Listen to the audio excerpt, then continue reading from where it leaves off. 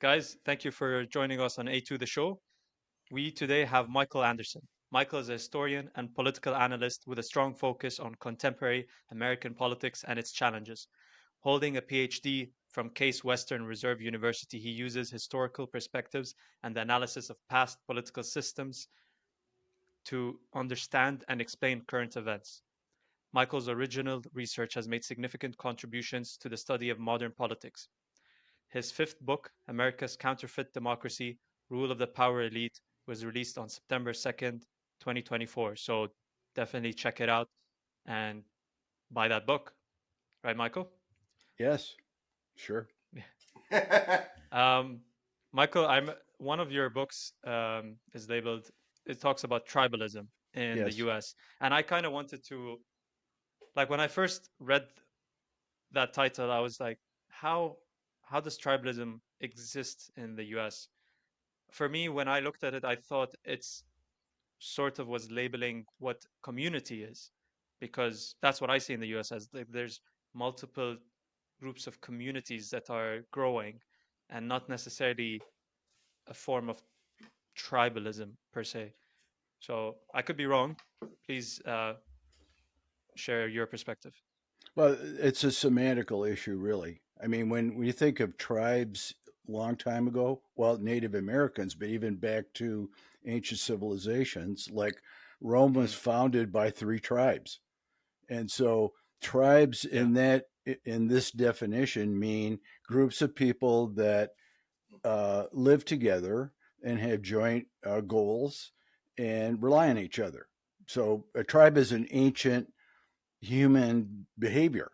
I mean, people were humans were first in bands, 50 to 100 people, and then they formed tribes, which are bigger bands, and it was a natural Yeah. organization for people.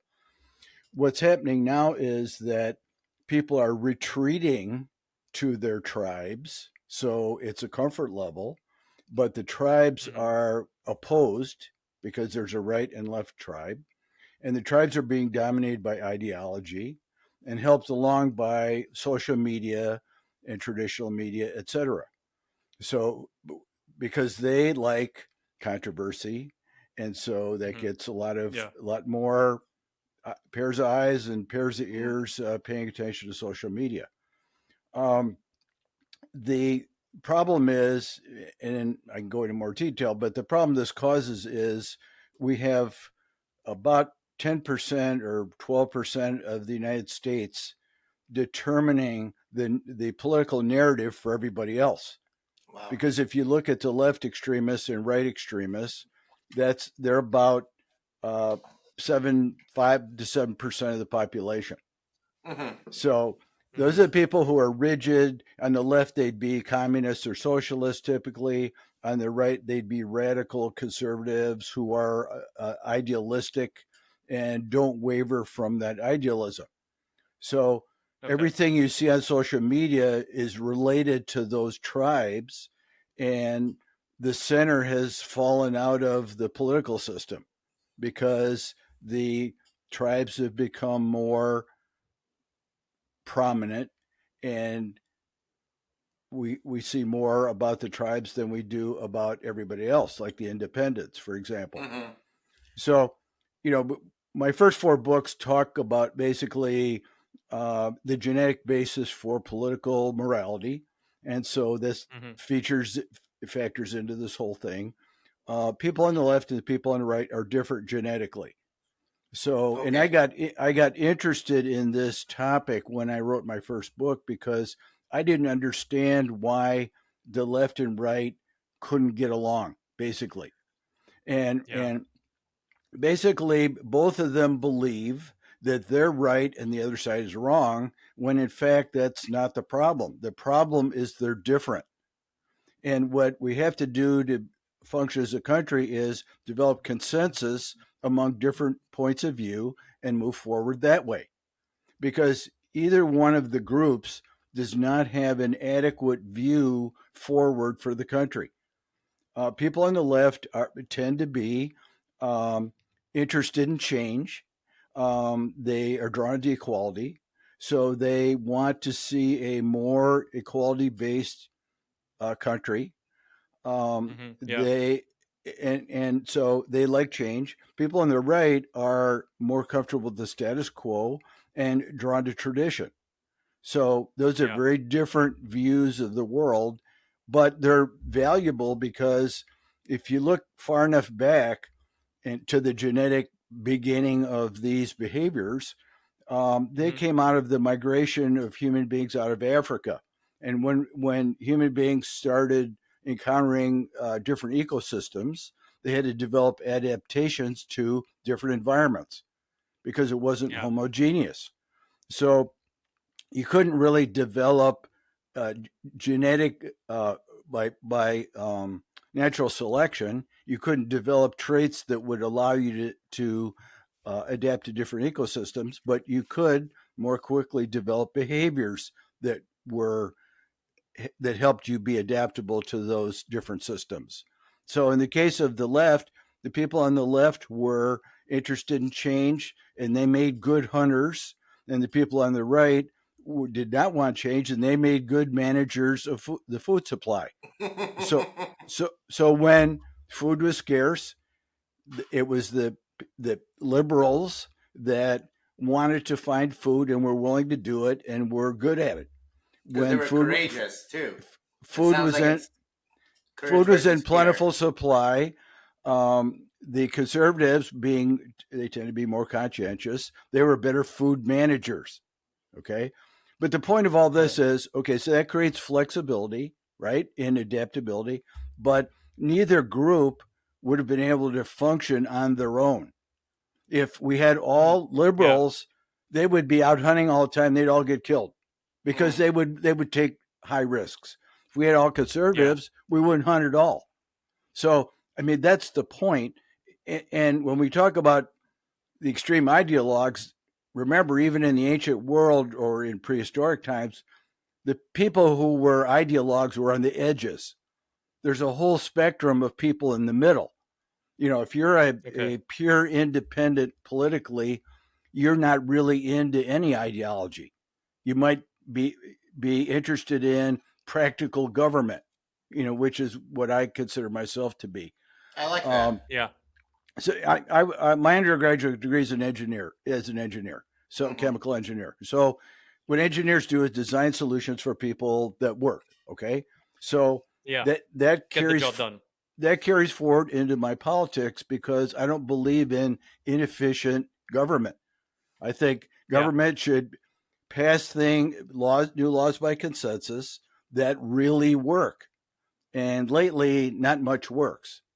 So that's a big problem. But so we sit here with tribalism, and my fifth book addresses the issue of billionaire control over the government. But while we have tribalism, we can't come together and attack the billionaires because we're split. And of course, they love it because we're fighting amongst themselves. So there's no target on them, basically. Wow. Okay. Mm. So you're saying while we're fighting between left and right, the top is really benefiting from all this Yeah, anguish. right. Uh, Let me ask you a question about genetics. So you have conservative genes and progressive genes. Okay. Yep. So does that mean that I can know who I'm gonna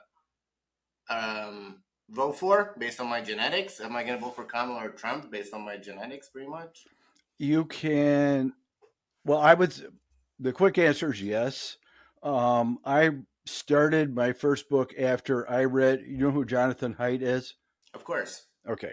So I read his book, and he really solved the problem of why they're people are different, Hmm. and because they're different moral, they have different moral priorities, blah blah blah, and he keeps, there's still a website that he assists in managing. Maybe you know about yourmorals.org. You can go in there and take his moral uh, preference test, and then you can get the graphs that were in his book applied to you yourself. So, I mean, you could see, and I have those graphs in both those books you held up. But if you're very strongly left or very strongly right, you're gonna probably vote for the party that more closely represent you. If you're not, if you're in the middle, then you're more likely a liberal, or not liberal, a Libertarian. independent or a Mm-hmm. moderate, and so that won't really tell you anything how you might vote. So Gotcha. I consider I'm a genetic conservative. My parents were conservative. I'm conservative, but I have very liberal views on, or at least consensus-based views on most of the cultural things, like abortion. I think abortion's okay as long as the time limit's pretty early, and I think most people feel that way. I think it's 62 or 65% of conservatives feel that some abortion is acceptable. So, Mm. I mean, all this fighting is about, again, you have extremes. You have the women's movement who doesn't want any constraints put on any woman's life or body at any time. So any abortion prohibition is not acceptable. Then you have religious fanatics on the right who believe that you can't allow any abortions at all. So again, this is ideology driving the direction of the country instead of consensus, because most people could reach consensus if they sat down and talked about it. What's the history of the word Democrat and the word Republican? Does it refer to like democracy and a republic? Yep. Well, Democrat. You're talking about the parties, right? Yep. So let's start with the political systems. The most famous democracy was Greece, of course, and that's Mm-hmm. at the standard for democracies that exist today. Even though no one could implement a Greek democracy today, but that's where it came Mm. from. Uh, Yeah. Demo and Kratos is organization of the groups of people, because the demos are the tribes in ancient Greece. So I'm not exactly sure where the parties came from uh, when they, as you know, when the Constitution was approved and stuff. The founders were hoping there would be no parties because they saw parties as very dangerous.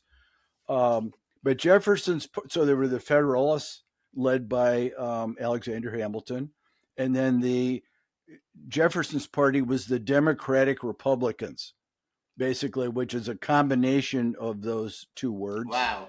And but Jefferson was fighting for states' rights. He believed the states should have as much power as the federal government, and he thought a strong federal government was dangerous. It could Mm-hmm. tend to trend to a monarchy. Which is But where we're at. so Democratic Republicans, I think, to him meant the people's voice in operating a republic. Because remember, the founders did not, there's no mention of the word democracy in any of the founding documents, Mm-hmm. because they patterned our government after Rome, because they believed the Roman Republic was the best model to use. So Jefferson's party eventually, when got to Andrew Jackson, he dropped the Republican part and it became the Democratic. Not sure exactly where the Republican Party name came from. The party was formed in 1854, and Lincoln was involved in it at the time. I don't remember who came up with the name. Gotcha. Okay. I have another question to Yeah. you about morality. Yep. Say here, without moral balance, our republic will fall. Right? Does that refer to religion at all when you talk about moral balance? Well, all of my books, I think the first four books, all have chapters about what I call moral capital. And I didn't invent the word, Jonathan Haidt did, but he defined it in his book and then never mentioned it again. Whereas in my books, I've carried that forward basically and expanded the concept. And so Mm-hmm. moral capital is really the traditions that human beings value: family, local community, meaning your neighbors or coworkers, your religious community, and it doesn't have to be a religion. It can be just a moral community that is more than friendship. You could be in well, uh, soccer fans are a moral community because they have a deep feeling of affinity toward something. And so that's a moral community as much as a religion is. You can have the environment be your moral community. Believe that the earth is sacred and man should not disturb it. And the fourth one is patriotism or love of country. So one of the problems we have is all four of those things are under attack. Families under attack, Yeah. communities are under attack, religion is very heavily under attack, and patriotism is under attack. It's like a bad word to be patriotic.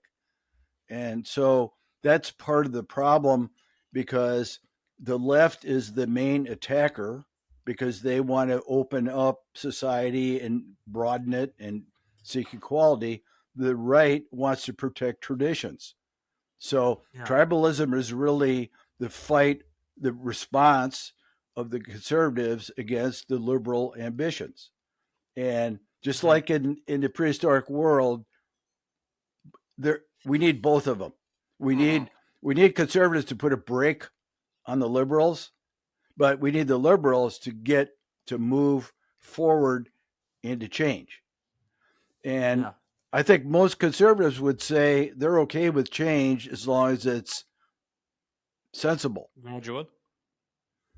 So that's the Okay, story. gotcha. Said, any comment? Yeah. I kind of going back to the genetic makeup part. So based on what we were discussing earlier, we were saying it was mentioned that based on your genetic makeup, you can identify what political party you would vote for. But there has been it has shown before, like like people's behaviors have changed, including their voting. Yep. So how can so let's say if someone's genetic makeup says conservative, how do they start voting for the liberal side once they grow older or like they face a certain set of events in their lives? What is the change Well, that basically that makes them to vote for the other party? great question. First of all, genetic. If you look at the breakdown of the association of genetics with political behavior, Yeah. the genetic influence is no more than half. It's like 50%. It's like nature nurture thing. So the Okay. other half is your environment, your associations, your family, your neighborhood, your friends, your school associates Hmm. that influence it also. Now, if you have conservative parents and you live in a conservative neighborhood and all that, you're probably going to be conservative. But Yeah. it's not a cut and dry thing. I think the actual distribution of kids when they grow up is it's about 60 or 70% have the political persuasion of their parents. It's not 100. And people change because there are environmental factors that can influence your political morality. So Mm. you're absolutely right. It's not a predictor. It's a pretty good high. You could say there's a good probability that you could predict it from the parents and the family and all that stuff, but it's not. Yeah. Yeah, it's not 100% certainly. And kids that go, I mean, then you have the parents. What if you have one parent that's on the left, one parent's on the right? I mean, then it Yeah. really But becomes no predictor at all genetically. becomes like a flip of a coin then. Yeah. Yep. All So, right. and is it possible to go from like extreme? So let's say your parents are extreme right, and then somehow you find yourself in the extreme left. Is that possible, or like can the environment that you live in sway you that far to the other side? Good question. I don't know the answer to that. I bet there are life traumas that could do that. I mean, let's Yeah, say yeah, some like your parents get killed or something in a car accident. I mean, where Yeah, that's it's true. so overwhelming or traumatic that you have to readjust your whole worldview. I mean, maybe you Mm, become, I, I don't know, pessimistic, and that takes you into a different yeah, direction politically. So that certainly can happen. Okay. and yeah, that makes sense. Like it would take something that completely changes who you are. That's something to look at. I I wanted to also go to the point when you were saying that liberals are the ones who take the risks and cause change, while conservatives uphold traditions. I wonder if the most suitable candidate for like this is what I was thinking when you were saying that if the most suitable candidate for presidency would be possibly someone who's genetically a conservative but lived in a liberal environment so that he can have a certain balance between the two, like Yeah, 50-50. yeah. And then oh, okay. There's only there's only one problem with that. The candidates are picked by the parties. uh, And Yeah. the parties aren't looking for balanced points of view, they're looking for ideology. So, and I mean, it even goes Mm, higher because I mean, if we segue into my fifth book for a minute, mhm. the basis of the book is that billionaires control our government. We don't. And it's a pretty simple yeah. philosophy. Ever since agriculture, when people could start owning land, they could accumulate wealth over use of that land. So governments began after agriculture because food allowed people to densely populate. You could have towns and cities, whatever, and then you had to have governments. So basically, wealthy people have controlled all governments since then. When you think about it, Okay. if you're the richest people in town, I mean, you're not going to let the government do what you don't want them to do because you can influence them to do something different. Mhm. So Hmm. the billionaires, and this applies to this World Economic Forum thing because that's really a global billionaire club. But they're interested in two things. They're interested in increasing their wealth and creating a stable society so their wealth isn't threatened. Those are the two things. So basically, they in controlling the government, they're they and what I use the term power elites in my book, which I didn't Mhm. invent. It was invented by a sociologist named C. Wright Mills in a book in 1956 called The Power Elite. The power elite are billionaires who are interested in politics. There are many Hmm. billionaires that aren't. They just ride around their yachts and have parties. But there's some that are interested, and they get together with CEOs of major corporations, of which some of them are the billionaires, Mhm. and Yeah, yeah. they figure out how to control the government. And there's really basically three ways they do it. They influence directly with political contributions. They influence indirectly by taking very high positions in government. Like if you Yeah. look at the Justice Department or State Department or whatever, and you look at all the people running it, they all went to prep schools. They all went to Ivy League universities. They probably worked as consultants. They may have worked at a think tank. They may have been at a major corporation. They're all the same, but they're all teamed up to influence government action. And in the book, there's a little chart in there. Somebody did a study on bills introduced to Congress and what was the likelihood of a bill being passed based on certain criteria. If the elites are for the bill, Mhm. it has 78% chance of passing, no matter what the public thinks about it. If um,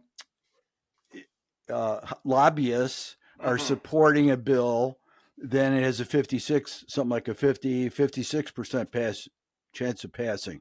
If the public is supporting it and the billionaires and the lobbyists aren't, it has a 3% chance of passing. What? Yep. Because they don't Wow. do what I mean. Look at anywhere in our country. Look at Why is homelessness not solved? It'd be Mm-hmm. very simple to solve it. Build low cost Housing. apartments for people to live Mm-hmm. in and put them there. How did Oh my California spend $24 billion in the past 10 years on homelessness? And there's more now. Where did that money go? Mm-hmm. It went to crooks, basically, or to government, or redirected to government organizations that didn't use it. So now I got to temper my comment a little bit, because if the public wants something and the billionaires do too, then it's going to pass. So there are things Yeah. that help the public. Like uh, the billionaires want a stable economy. So does the Mm-hmm. public. Because if there's a stable economy, there's growth and low unemployment, blah, and plenty of jobs and stuff. So there's like a win-win thing. But Yeah. Yeah. the lose-lose for the public is things that are a public benefit that the billionaires don't want, like solving the homelessness thing. Yep. I mean, they may care about it, but they're not going to make it happen. Mm-hmm. Their priorities on increasing their wealth, and that isn't Mm. part of that equation. So, would you say billionaires are a result of like our capitalist system, and this is kind of like a late stage capitalist, or is this the best system we have? Or are there better systems about this?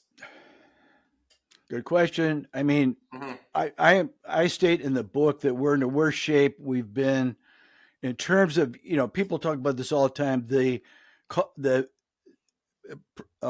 ratio of the money a CEO makes versus the average person in a corporation, 30,000 times as much, or 300,000, Wow. whatever it is. Okay. The inequity has grown over the past 20 years in the United States. So it's worse now because of the billionaires, basically. But what happened to one of the things that happened to cause that, and I talk about in the book, first is the ascendancy of Silicon Valley and high tech, because that produced a whole lot of new billionaires with a tremendous amount of influence.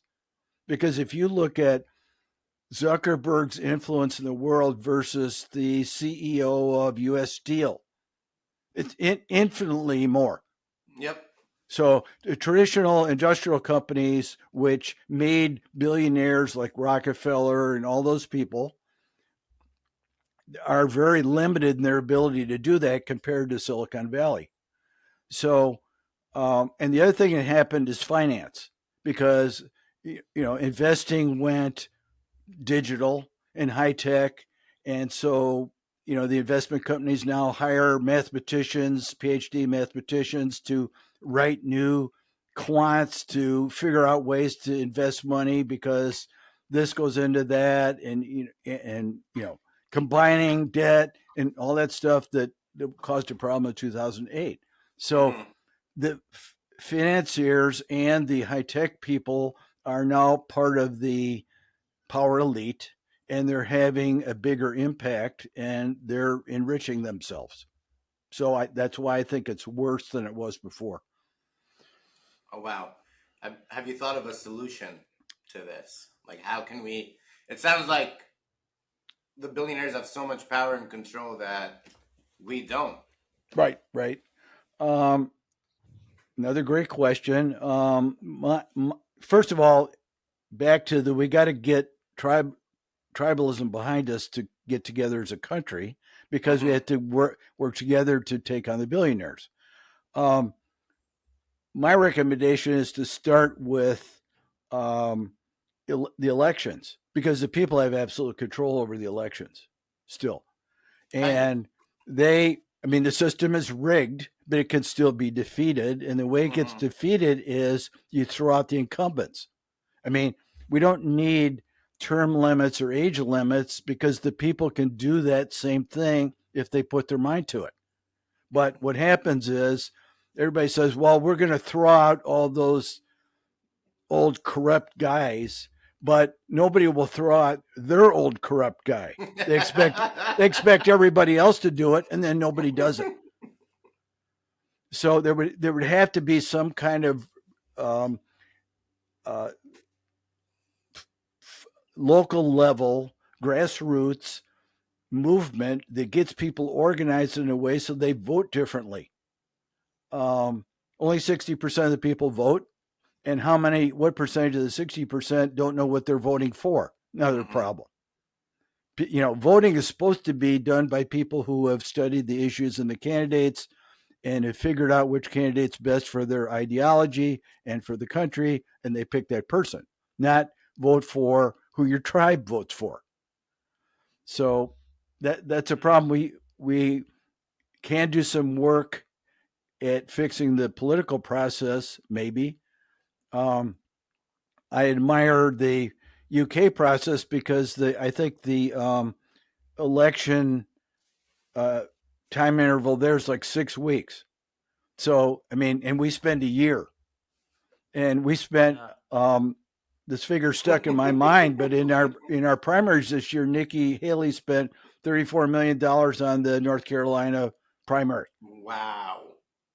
Okay, so how many billions are spent on the whole thing? Partly because it's a long time interval. If we had the UK system, we wouldn't waste that amount of money. And the parties are corrupt. I mean, I was amazed to read in the UK that you actually join a party, you're a member, and the money for the candidates comes from the parties. Sounds like a reasonable thing. Mm-hmm. Versus Exactly. billionaires founding nonprofit organizations to funnel money into campaigns instead. So here's another stat for you. If you are in a race running for any position in Congress, representative or senator, and you spend more money than your opponent, you spend 89 million, they spend 88 million. You have 90% chance of winning. Wow. All you got to do is spend more money. Why is that? Because the people are voting for the face that they see the most. Mm-hmm. What a ridiculous thing that is. It's just basically a marketing Yeah. marketing race then. Yeah. A PR So, campaign. and when did it start being like that? Like in which era of the US elections did it becomes like pure marketing and not based on what the campaign of the candidate? Well, I don't know for sure, but I would make a real good guess on when. First of all, when the 24-hour news appeared, that Mm-hmm. changed all news, because first of all, you had to Okay. fill the whole 24 hours in. And Yeah. second of all, the traditional media then got stuck. They were sort of antiquated then. So they had to sort of adapt to the 24-hour news. And then you have social media come along, and they have to compete with social media. So they changed their behavior to try and stay relevant. You've probably seen the statistics. I think 70% of Gen Zs get their news on social media. They Yeah. don't want your news on TV. They don't listen. They don't read newspapers or any of that. So Yeah. it's all marketing. And I mean, look at how potentially corrupt social media can be, because you can have influencers on there that attract viewers, and the influencer is paid by somebody else to influence a certain way. I mean, it's where is the truth? You don't know where the truth is. And often when I'm on a podcast, if I'm talking to Gen Z people, it's like, how do I know where the truth is? And I have to, when I write a book, I have to figure it out, because I have to read enough on both sides to understand both sides to be able to write it. But so Yeah. I'm used to it, but because I want to be objective. But I mean, the best advice is to find a trusted source on both sides. Like Wall Street Journal, I think, is reasonably trustworthy. I know the New York Times is on the left, but I subscribe to it because it's important to read it. I also Okay. subscribe to a socialist magazine because I want to see what their point of view is and what their ideology is. So you need to find a good source on both sides and then figure out the truth in the middle, I guess. Um, Mike, okay, Michael, the so the right and the left are attacking each other.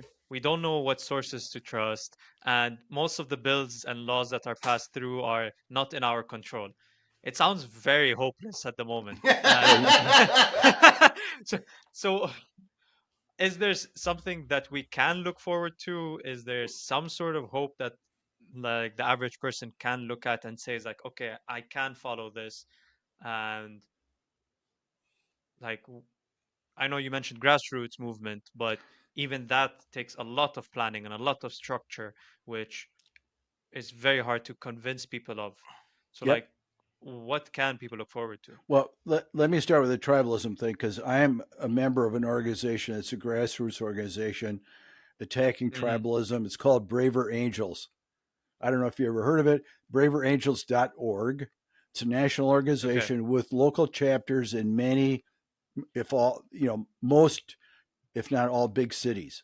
And basically, Yeah. there are I belong to one here in Columbus, Ohio. We have a meeting once a month, and the members are blue and reds in equal Okay. proportion, basically. So what the meetings are about is that you have one-on-one conversations with a person for the opposite point of view about issues, and you try and create consensus about it. So in having the conversation, first of all, you find out that the person on the other side is a nice person. They're not all horrible like the media wants you to think. And I've been to about 8 meetings or something. I got in at the beginning of the year. I've never had a conversation that didn't lead to consensus with anybody Mhm. because most people are reasonable, not like the people on the outside edges. So, Yeah. an organization like Braver Angels, and there are more organizations like them, can start to move us away from tribalism. But people have to not be lazy and just get their ideology from social media. They have to be willing to get engaged with other people and talk to them and read or learn what they need to understand in order to start making a difference. But I think you make the difference in the voting booth. So that's where it really has to go. Hmm. Okay. So right now So in the don't. voting booth, we have a billionaire and then someone appointed by billionaires.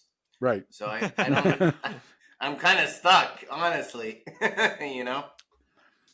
um, yeah, but I mean, well, I'm active on Twitter. I do a lot on Twitter every day. I try to read relevant conversations and respond to them rather than just rants because 80% of the stuff on there is rants. Mm-hmm. It's one side or the other. Make, like Trump is a Nazi. Okay, somebody makes a mm-hmm. comment, but then they don't have any data to make that up. It's just a rant. So I try to Yeah, that's put true. content behind my statements.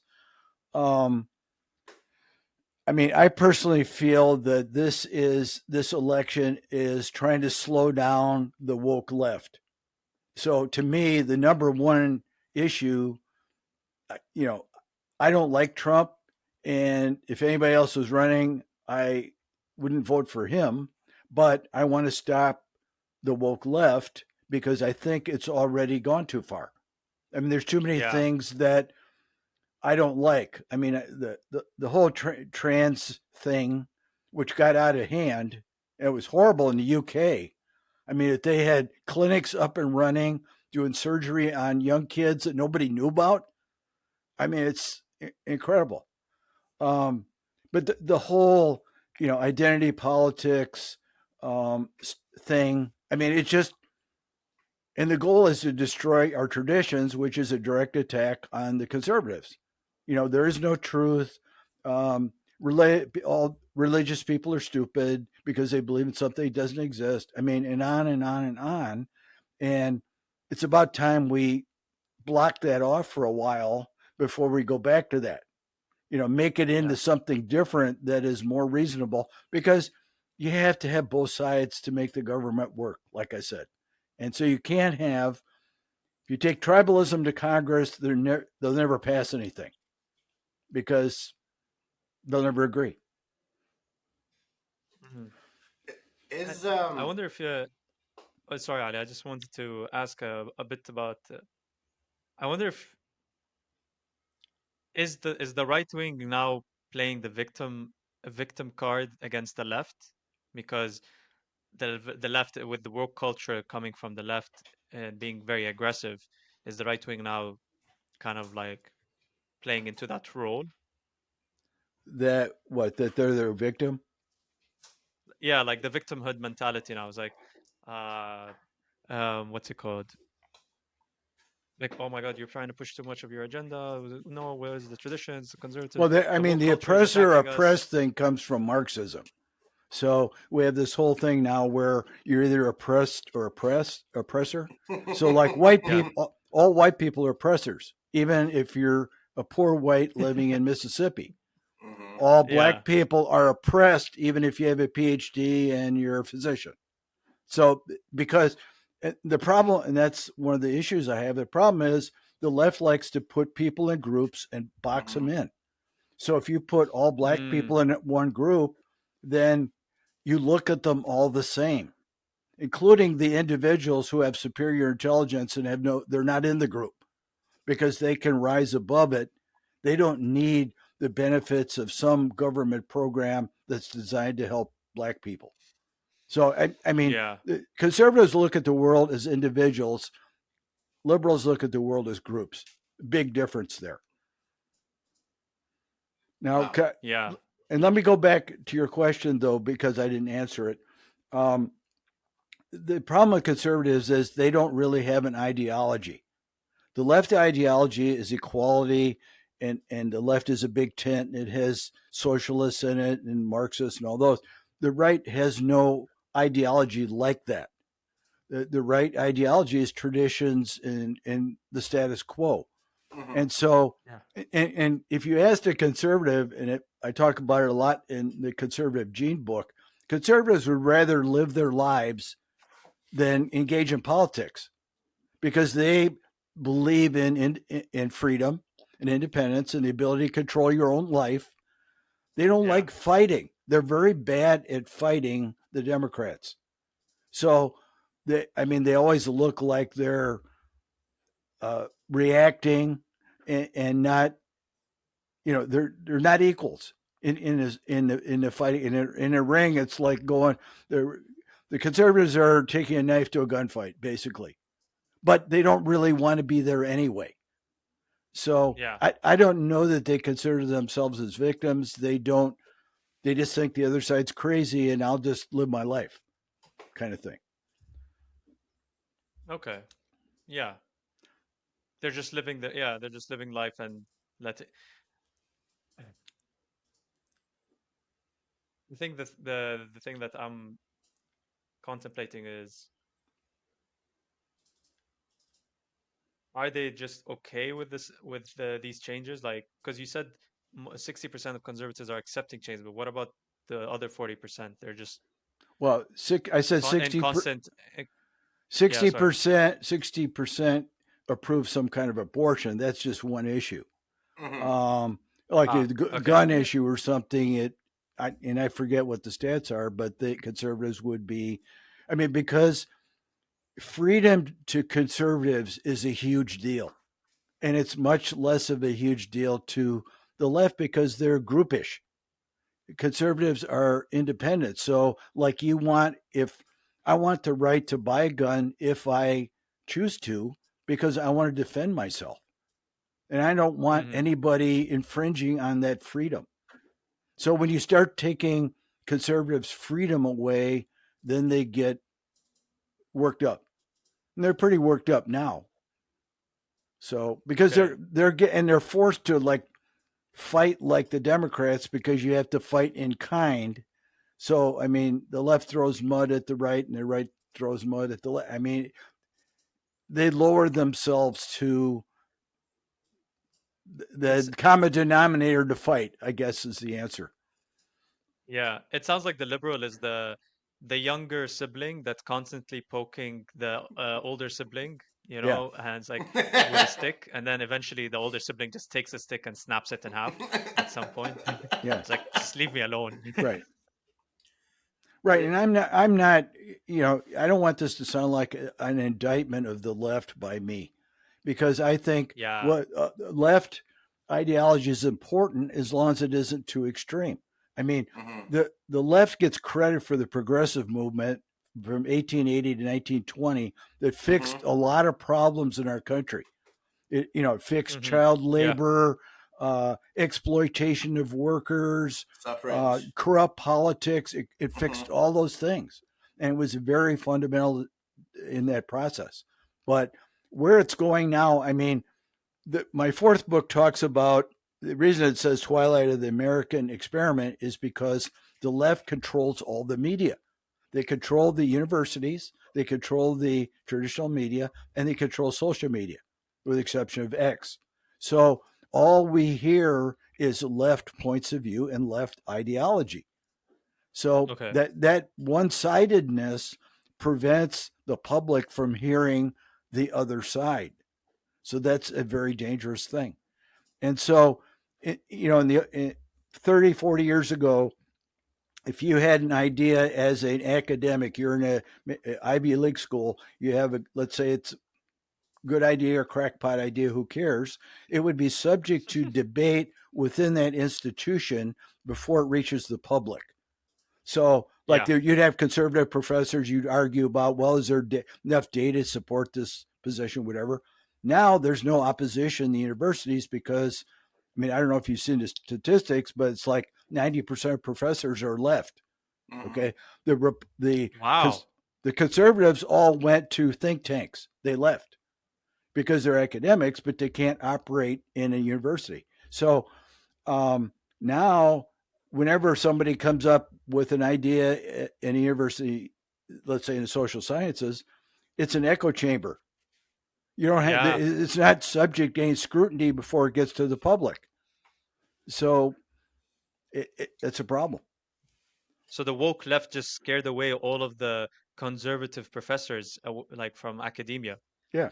Because of, yeah, like I we all saw in like in the news that this professor was kicked out for um his right-wing ideas, and it was like this professor got canceled for what they were talking about. It was constantly happening, like it was like almost every week something like that was occurring in the news. And but I didn't know like it went that far to 90%. Wow, that's extreme. I'll, I'll send you a chart, or there's a chart in which, I don't know, it may be in more than one of the books, but if you guys give me an email address, I'll send you that chart. But Perfect. Yeah, um, yeah.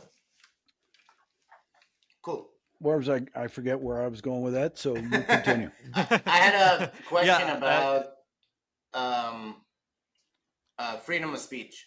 Yep. That used to be when I was younger a more left leaning principle. I remember like liberals were more into discussing new ideas, conservatives would try to shut down, censorship was more from the right. But now it sounds like it's a bit of a flip. It Yep. sounds Totally. like Yep. conservatives are more, they've adopted the freedom of speech narrative, and the left is more trying to shut down speech. Yep. How did that happen? Well, growing up in the '60s, I understand very well, because I lived through it. It was a counterculture philosophy that we don't have enough freedom, which I think was correct. And so, like, the ACLU was always suing organizations that they thought restricted freedom of speech. So the freedom of speech was a ideology of the left, as you said. Now it's an ideology of the right because the left controls it. I mean, if they've got all the media on their side, where is the right speech coming from? It's coming from Mm-hmm. Fox News and some podcasters and some conservative radio, but that's what 5% of what's broadcast.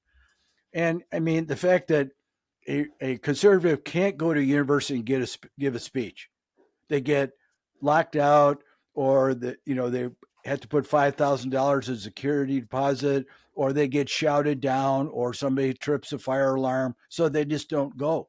So the students that are there never hear the other side. They never hear a debate. Mm. And so, yeah, like you're saying, the echo chamber in academia, which is you don't hear other people's perspectives that oppose yours, so you just believe everyone around you has the same thoughts as you. And then whenever they finally bump into someone who just disagrees with them, they're like, "Why are you attacking me?" When in Yeah, reality, it's just like and that's fine for the conversation. professors, but it's not fine for the students because they haven't formed their ideas yet. And so they're inundated with postmodernism and left thinking, and that's all they hear. They don't hear an opposing point of view. Mm-hmm. Now, again, I'm going to temper my statement though, and this is important. Uh, a very large percentage of conservatives that go to college become liberals because everybody's a liberal in college. Then they graduate and they Yeah. bounce back to conservatives again because they become their natural selves. So the idea that colleges being left are going to somehow create 100% progressives in our country is impossible because you're not going to change. You're going to change some conservatives, not many. So conservatives will That's survive. insane. It all it goes back to your genetic makeup, right? Yep. And let me say one more thing about it that's funny. Back in the prehistoric times, I was talking about these behavioral tendencies of new Mm-hmm. versus status quo thing. Well, it's been shown that that is a negative. Um, I got to think of the term here. It's negative, negative frequency dependent trait. Meaning, if you had a bunch of conservatives and liberals in this band of people Mm-hmm. 500,000 years ago, and there started to be too many progressives, some liberals would start being born to bring it back to level. So biologically, the trait had a leveling influence, so there would be equal amounts of both. But that's true of every Wow. trait, or most traits, behavioral traits, I think. So this is like an evolutionary trait that came out of like this creation of civilization that or maybe I'm just like adding the concept of civilization to this topic. But because we live in this society where we need that balance to have a sustainable civilization, there has to be the balance of liberal and conservative. Well, Is that right. In the is that a fair point prehistoric to say? world, that was important because if you had too much of one or the other, your your your your tribe may die out. Now it means less because we're not. This isn't natural selection anymore. Mm-hmm. So we don't. I mean, but now it becomes psychological and philosophical to say that Mm, we need. This is why I say we have to have even broadcast of information for both sides, and we have to have both sides involved in consensus building for the government to move forward. In the 90s, there were all kinds of people in Congress who were, they called them, what was the term? Well, there were moderates, but there were yeah. conservative Democrats and liberal Republicans, and they were in the middle. And they would act as arbiters against the extremists to help craft bills and laws that worked for everybody. Well, as the Hmm. country started to become tribal, all those people left the field, and all we have is ideologues left. So there's no consensus making entity in the Congress anymore. Yeah, yeah. So it's Wow. not natural selection, but I wonder if we can call it maybe societal selection now instead of like Cultural selection. yeah, Well, cultural selection. well, let me take it to an extreme. If the extreme left had their way, they would have this be a socialist society, Mm-hmm. and which has never been proven to work. But it's a very idealistic concept. I mean, it's a noble idea, but it just doesn't work. They could Okay. kill, and they implemented it. They could kill human society, basically, because Mm. that would be a control. That's like 1984, basically, Yeah, yeah. because the 1984 is a totalitarian but socialist government because these Oof. managers control the whole population. So that's that's not a successful formula for the human race. Michael, is appointing Kamala as a presidential nominee without a primary process, is that something new? Is that undemocratic? Is that a threat to democracy, or is it just, normal? You may think I have a funny take on it.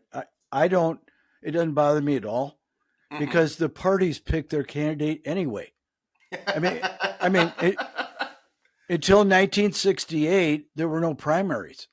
Oh, okay. Basically, there were smoke filled rooms where all the big shots in each party gathered together and they figured out, well, let's see, this guy can take this state and this guy, and they picked the candidate. That was it. Wow. So, I mean, that's most of the history of our country. It was done that way. So, if, and I think to myself sometimes, it'd be nice to go back to that because then there wouldn't be any primaries and all that money wasted and time. Let each party pick a candidate, and then that's the best person that they think for their party, and face I them see. off against each other and see who wins. In that case, I mean, the other thing about the Democrats, I talk about them being aggressive and pushy and all that stuff. They don't take any prisoners, and so they will do anything to win. And they realized after the debate that Joe couldn't win, and so they had to. It was either lose the election or figure out something else. And Yeah. I saw an interview yesterday where the first thoughts were not to Kamala, they were to other like Democrat governors and stuff that are well known, like the Mm-hmm. uh, governor of Pennsylvania, I think. But then Biden endorsed Kamala. So he gave her instant credibility, which kind of cut off anybody else being introduced. Um, Yeah. but the irony is, she's a DEI candidate. So here we have a DEI candidate positioned to potentially be the leader of the free world. Mm-hmm. Is she the best person in that role? So, Good question. About I w- democracy, is this the best form of governance? How can we fix the democracy in the US to make it so that we can contribute more? Does tech have a role? well, you know the famous saying, "Democracy is the worst form of government ever devised by man, but it's better than all the others." Churchill. Yeah. So, um, I think democracies can work. I mean, they've worked pretty well until 20 years ago. And there has to be some kind of adaptation to the the increased control of the billionaires. Um, Maybe there has to be a revolution. I don't know, some kind of revolution. Maybe the Constitution has to be changed, but I can tell you the billionaires are scared to death of the public. That's why, I mean, the, the billionaires, I talked about this cabal of rich people and corporate leaders working together. Mm-hmm. They also control the public influencing network because there's seven big network media companies. They own all of them, so they control everything we hear through the Wow. media. Um, the broadcasts are two types. One is persuasion, trying to convince us to do something or think something. The other side is they tell us how everything is hunky dory. So you see a lot of stuff. You pay attention to the media. Hey, this is okay. This happened. It's good. The economy is really good. It's not bad. Um, Inflation's going down. Narratives that try to tamp down dissent through propaganda. So it's a big propaganda machine, and people are going to have to get mad enough to want to do something about it, really. And a large number of people. And it would be better if the tribes got together, because that's a bigger, much bigger force that can't be stopped in whatever situation it creates. George Washington said, "I hope the Constitution lasts 25 years." Because the founders knew, I mean, they knew it was a compromise document, and they knew it was an experiment. So they didn't think, I mean, they would probably be amazed it lasted this long with as few changes as it's had. Um, and Benjamin Franklin said, we need to have a revolution about every 100 years to get things back in order. Wow. Which is an interesting statement. So and he's a smart guy. We missed the first two. So Said? I was on one more thing, if I can. I was on a podcast with somebody who was, he was a podcast host, and he's writing a book about the 17th Amendment because it's a big deal to him. 17th Amendment allowed the senators to be elected by the people. Instead of they used to be selected by the states. So his thesis, and I never thought of it till he said this, that tipped the balance from the states to the federal government. Because if the federal government can control the voters, they can control the House and the Senate. Whereas if the states named the senators, then the states are in control. So it took the balance. And I mean, you guys probably originally know the president was picked by the states, by the electors in each state. And then they made the electors electable, but they're still coming from the states. And so this balance is tipped toward the federal government power over time. And that's a problem. We're in a republic, and I wish we were more democratic. Yep. But there's a caveat there too, and that is the mob, right? Because and I think of the mob when I think of people saying get rid of the electoral college, because then it'll just be everybody votes, and so then the 90% rule about electability based on investment in the campaign will truly hold. There's a statistic: the LA County is bigger than 17 states added together in terms of population. So think about that. If you take the biggest cities in the country and they all vote Democratic, well, the Republicans would never win another election, national election. No, so fair. Yeah. So well, the best system maybe would be to have like smaller communities and have maybe each state have its own kind of presidencies. Is the U.S. a failed system? Is it not possible to have all these people agree on the same? Well, we got to get some power out of the federal government. I mean, one potential way now, and I don't know how practical it is, but you probably know that our debt reached $34 trillion. There's going to have to be debt cutting, because we're already to the point, I think by 2030 or something, the cost of paying the interest on the debt added to the to Social Security, Medicare, and Medicaid will exceed the budget. There won't be another dime for anything else. So that's unsustainable. And of course, everything in the federal government grows, nothing ever shrinks. There's going to have to be some reckoning about that. And if the federal government were smaller, it would be less intrusive and be less powerful. Because, I mean, how easy is it for the billionaires to control 50 states? It's a lot harder than if they control one federal government, right? Yeah, I see what you're saying. Yeah, that's true. So more decentralization. Yeah, that's what we need. Yeah. Sai, this episode spicy. I mean, but there's some interesting things coming down. Like there's states talking about seceding now, like Part of California wants to secede from California. Part Wow. of uh, West Virginia or Virginia wants to secede from Virginia to become part of West Virginia. Um, I don't know where this red state, blue state thing is going, but I mean, it could divide the country in half, basically, if each group adopts their whole ideology.